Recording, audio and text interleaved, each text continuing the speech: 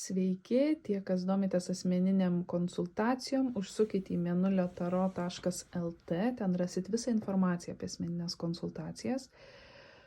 Ir žinoma, kviečiu prisijungti prie YouTube kanalo, ten matysit papildomas žinutės. Dabar žinutė vėžiui. Vėžiai. Vyksta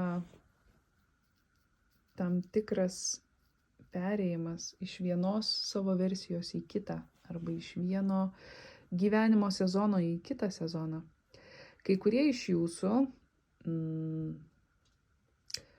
labai gerai pamatėt savo manipuliatyvias tendencijas. Pamatėt galbūt, kurioj vietoj patys save pakišinėjat, kurioj vietoj manipuliuojat kitais, kurioj vietoj galbūt save pateikėt kaip auką, kad gautumėt greitą dėmesį ir išpučiat situaciją iki tokių aukštumų, kur galbūt apskritai po to pasimetat ir neberandat atsakymo situacijai.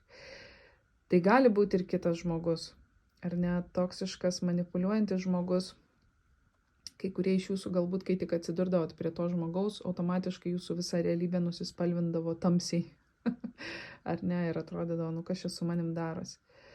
Ir jūs pagavot katiną už ūsų, galbūt tas katinas esat jūs, galbūt tas katinas yra kitas žmogus. Jūs traukėtės nuo to.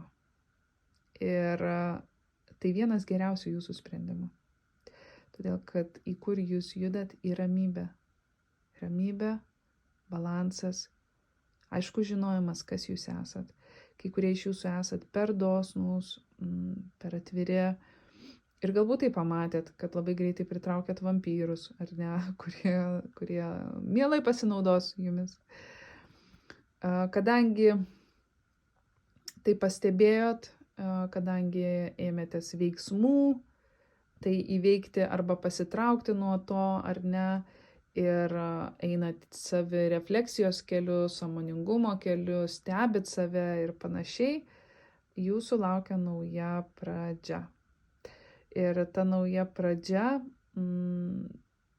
veda į kažką labai gražaus. Kai kurie iš jūsų galbūt pasitraukėt nuo naujos pradžios, nes pamatėt, kad tai nėra tai. Tai nėra tai. Man labiau tai kalba apie jūsų vidinius dalykus, nes galbūt kažkokia nuojauta man sako iš to, ką matau, kad tai yra susijęs su,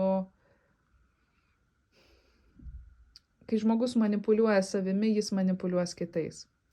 Kai žmogus netiki savimi, save apgaudinėja ir savimi manipuliuoja, jis lygiai taip pat matys visus kitus.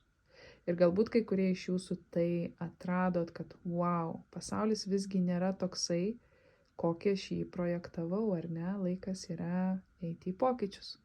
Džiaugiuosi už jūs. Sėkmės.